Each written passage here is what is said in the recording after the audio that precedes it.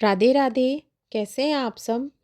आज हम विजय एकादशी की व्रत कथा का श्रवण करेंगे। श्री नारायण भगवान की जय। लक्ष्मी मैया की जय। धर्मराज युधिष्ठिर बोले, हे जनार्दन, फाल्गुन मास के कृष्ण पक्ष की एकादशी का क्या नाम है तथा इसकी विधि क्या है? कृपया करके आप मुझे बताइए। श्री भगवान बोले, हे राजन, फाल्गुन मास के कृष्ण पक्ष की एकादशी का नाम विजय एकादशी है। इसके व्रत के प्रभाव से मनुष्य को विजय प्राप्त होती है। यह सब व्रतों में उत्तम व्रत है। इस विजय एकादशी के महात्म्य के श्रवण व पठन से समस्त पाप नाश को प्राप्त हो जाते हैं। एक समय देवऋषि नारद जी ने जगत पिता ब्रह्मा जी से कहा, महाराज, आप मुझसे फाल्गुन मास के कृष्ण पक्ष की एकादशी का विधान कहिए।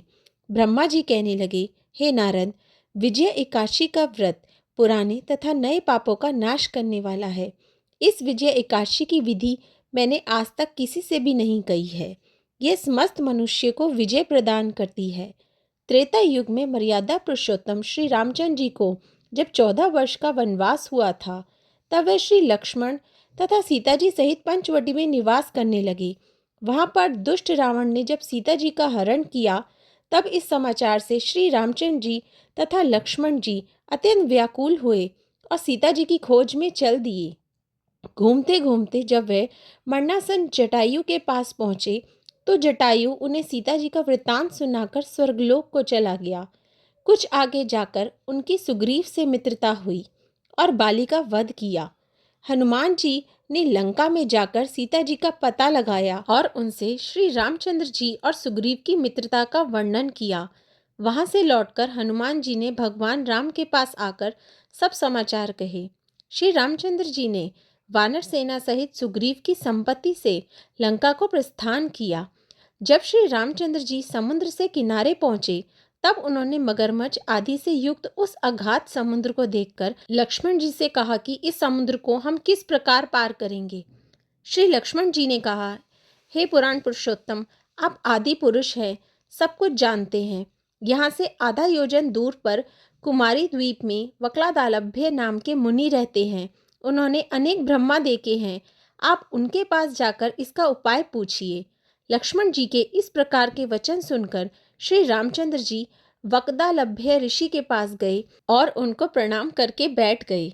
मुनि ने भी उनको मनुष्य रूप धारण किए हुए पुराण पुरुषोत्तम समझकर उनसे पूछा कि हे राम, आपका आना कैसे हुआ।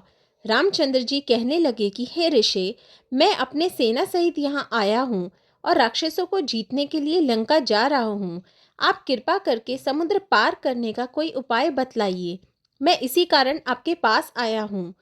वग्दालभ्य ऋषि बोले कि हे राम, फाल्गुन मास के कृष्ण पक्ष की एकादशी का उत्तम व्रत करने से निश्चय ही आपकी विजय होगी।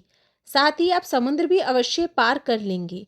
इस व्रत की विधि यह है कि दशमी के दिन स्वर्ण, चांदी, तांबा या मिट्टी का एक घड़ा बनाए।